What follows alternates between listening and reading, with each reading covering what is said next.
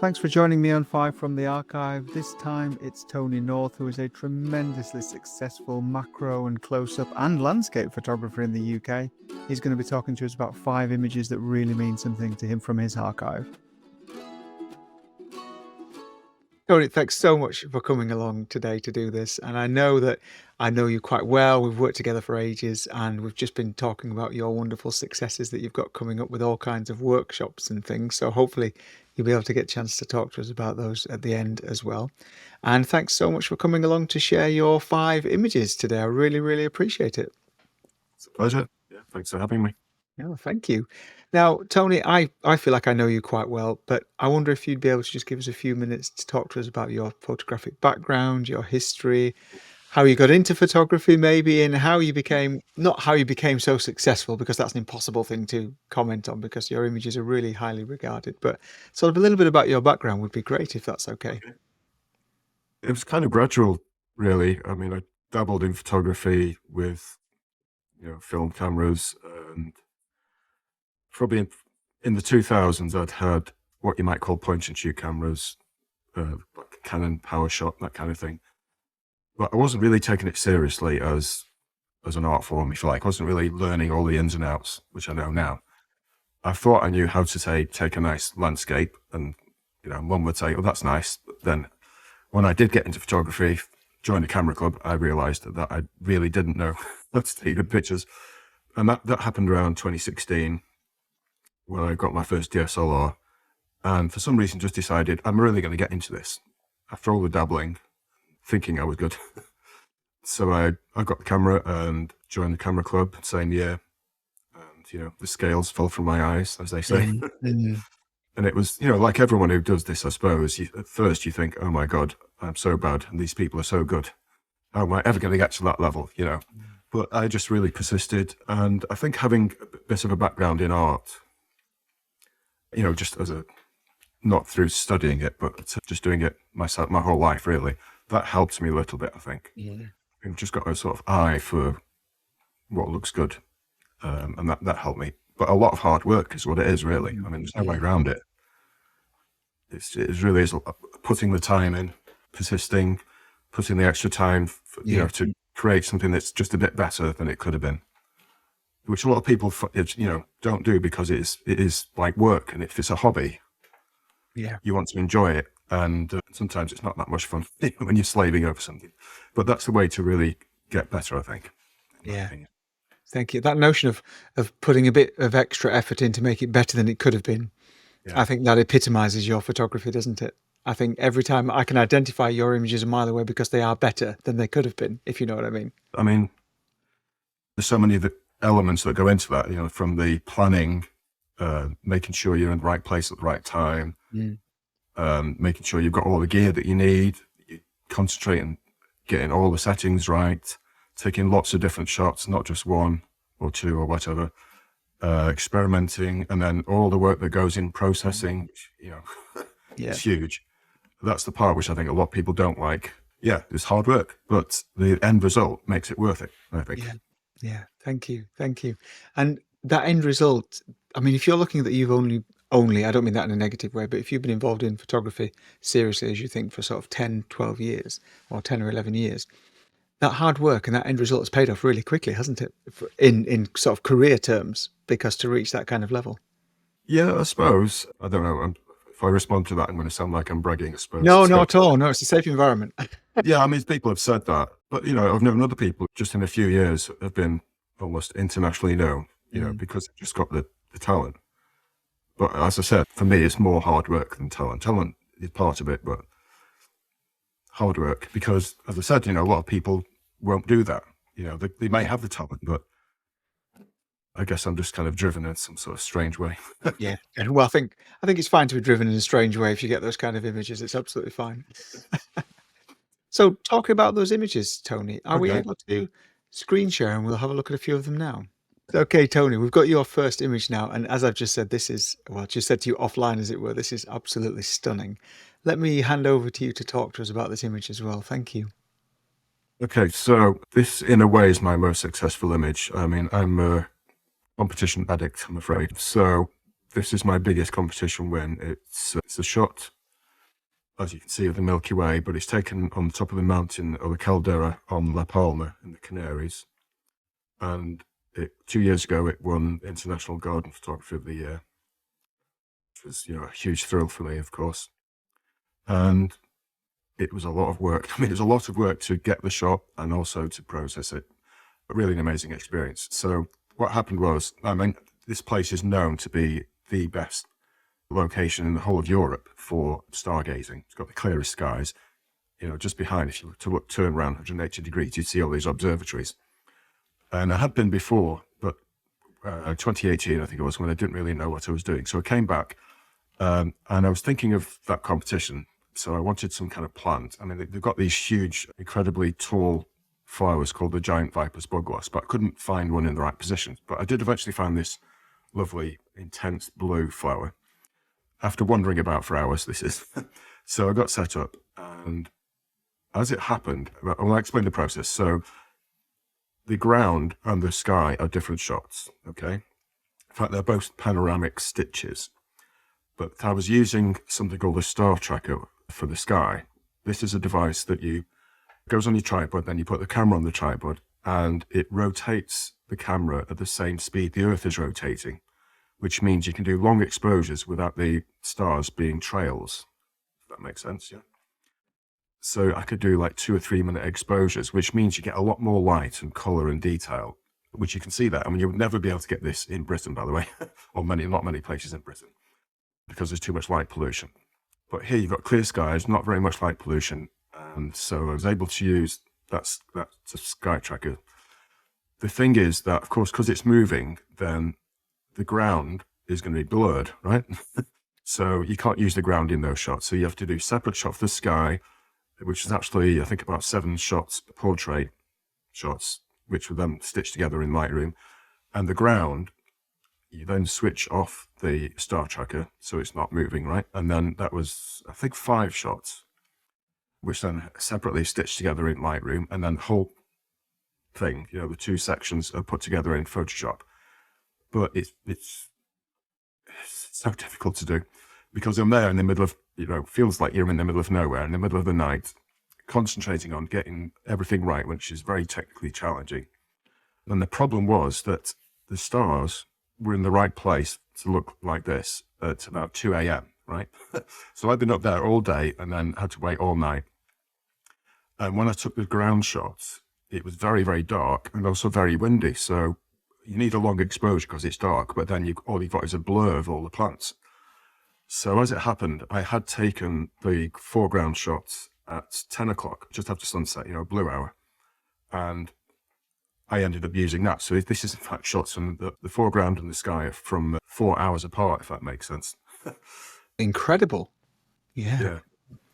No, it's a wonderful location. I'm hoping to go back actually at some point. Down there, you see, those are clouds. People sometimes think that's the sea, but those are clouds down there. Tony, this is an absolutely superb shot. I mean, I'm not sure what you're going to show next, but it's like, how can you get any better than this? Absolutely. I don't know, it just seemed like the one to start with. Just this notion of processing. I mean, not only were you up there for half the day taking it, but on processing, what kind of time period did you spend processing this? Quite a lot. It's hard to say, but probably a couple of hours. But I've reprocessed it, and Really? It's quite a lengthy process. Just the basic sort of stitching and then basic processing in Lightroom is hard enough. But then what's even harder is matching the sky to the ground, because with the sky shot, you've got just a kind of black foreground, right? But the shape doesn't really match what you've got with a white foreground, because, when you stitch panoramas together, you get all these distortions. Basically it's a different kind of shape. So there's a lot of kind of warping, and, if you look where the join is, if I just show you the cursor, the join for the sky and then the clouds and the mountain. I mean, that was very awkward to make that look natural, to make it sort of blend together. So yeah, very, very tricky. It was funny because before they told me I'd won Big Potty, I got emails from the guy who runs it, one of the guys who runs it, saying, on this picture, we've got some little bits of noise and artifacts and stuff. Can you fix it for us? So I said, oh, okay, all right. So I did. And they said, no, there's still some more. And we went through this a few times, and I was thinking, why are they asking me to do this? Yeah, what's the reason? Yeah, it's because they wanted it to be printed very large as the winning picture and look really good, which it did. Yeah. Yeah, phenomenal. Absolutely outstanding image. Thanks very much, Tony. Your second one, which is something I recognise, and I really love these kind of images as well. So please talk us through this one as well. So this, I mean, the last picture is the most successful in terms of prize money, should we say, but this one is the most successful I've taken in terms of just the number of competitions it's won. It's won quite a few different things. These are called milking bonnets, shot in woodland country park, actually, in Cheshire. I do a lot of my fungi shots this way. So what I've done is I've lit them from behind. I've got an LED panel. So that's on the other side, lower down, shining up, and fills them with light, as you can see. And that really makes it look nicer, I think, more attractive. But I've done a couple of other things. Okay, so as you can see, I've sprayed some water onto the caps, which also I think adds some kind of sparkle. And then I've also sprayed some water into the air. And this again is a fairly complicated process because I want this to be reasonably sharp. So I focus stacked it, although it isn't actually completely sharp from front to back. But then there's a shot in which I've got the spray, but I had to do loads of those different shots. I'm using just a fine mist spray from the side because mostly what you get is not a very attractive distribution of those streaks. You know, it's uneven, or it's too much, or there's not enough for one bit or something like that. This was just the one that I thought worked nicest. But a lot of processing to really bring all that out, you know, the contrast, so you could see all those streaks and everything. But I think one of the reasons this works is because something happened in the processing. I'm not sure what, but it gave the top of these mushrooms a kind of almost silvery metallic quality. At least that's how it looks to me. Where that came from, I'm not sure, but it's quite nice. So yeah, they're absolutely beautiful shot. And again, the lighting just perfect, isn't it? Yeah, well, another thing you've got to be careful of course, with lighting is not to overexpose. So yeah. Thank you very much. Yeah, thank you. Worth clawing on the floor in the mud for. I do have a camera and macro lens that is very beaten and battered and dirty. Whenever I take it to get the sensor clean, the guy tells me there's loads of dirt inside the camera, never mind on the sensor. So this, as you can probably tell, is a wasp. I thought I'd try and illustrate just different kinds of things that I do. So I've got 3 macro, but this is really what you might call an extreme macro, or ultra macro is what I call it, because I use a lens made by Laowa, which is a 2.5 to 5 times magnification lens. They call it an ultra macro lens. And ultra macro is just as addictive as regular macro, even more so in a way, because in macro you are magnifying things, and so you can see the detail in a way you can't really see with the naked eye. And with this, you know, when you go into this level, it really is way beyond that. So you're seeing things that you just wouldn't have even guessed. I mean, if you just look at the structure of the antennae, for example, there's just incredible fine detail there.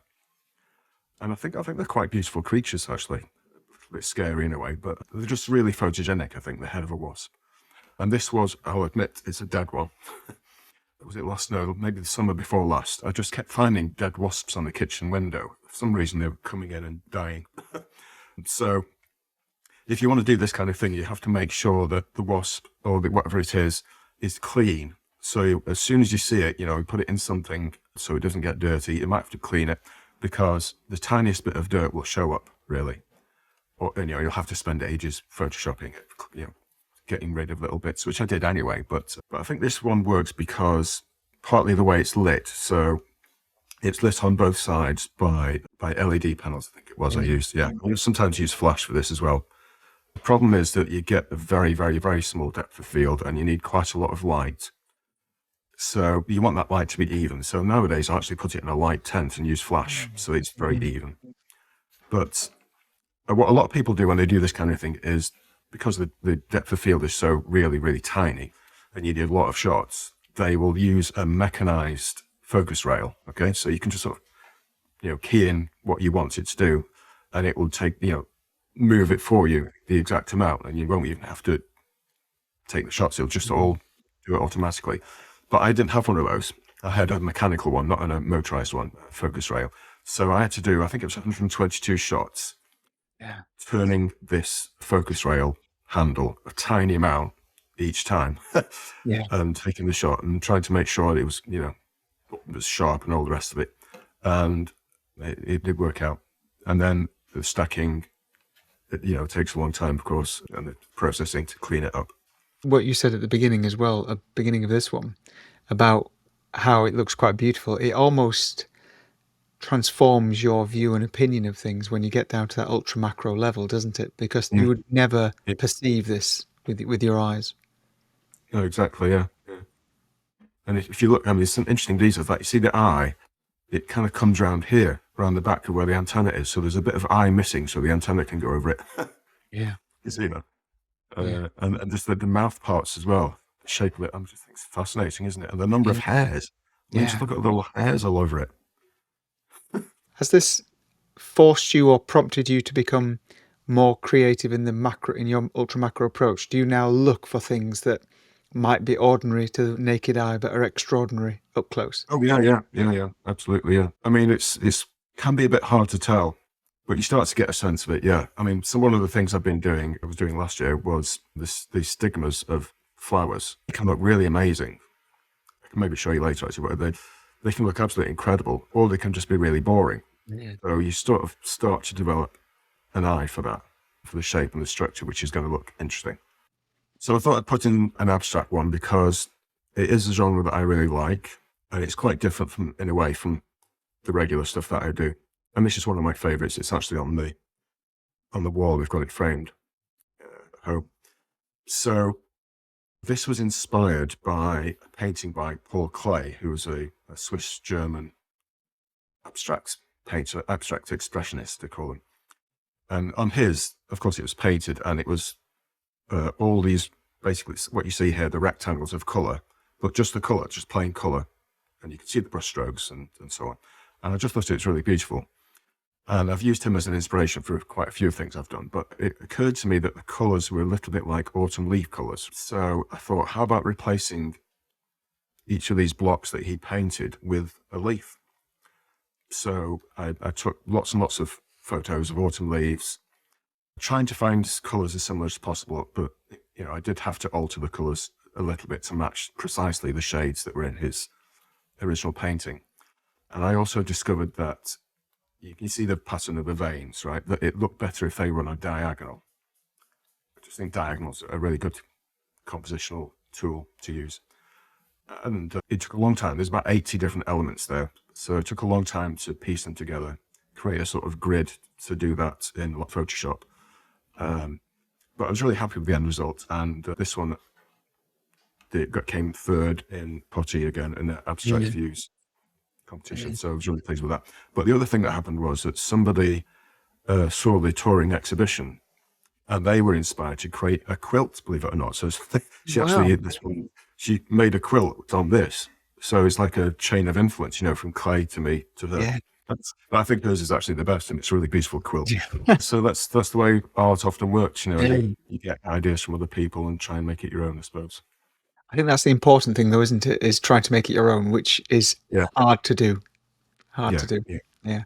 I consider this to be a real work of art, and you must have had so many, as well as successes with it. You must have had so many comments and people mention this to you. Yeah. A lot of people seem to like it. Yeah. How big is it on your wall? I'm going to ask.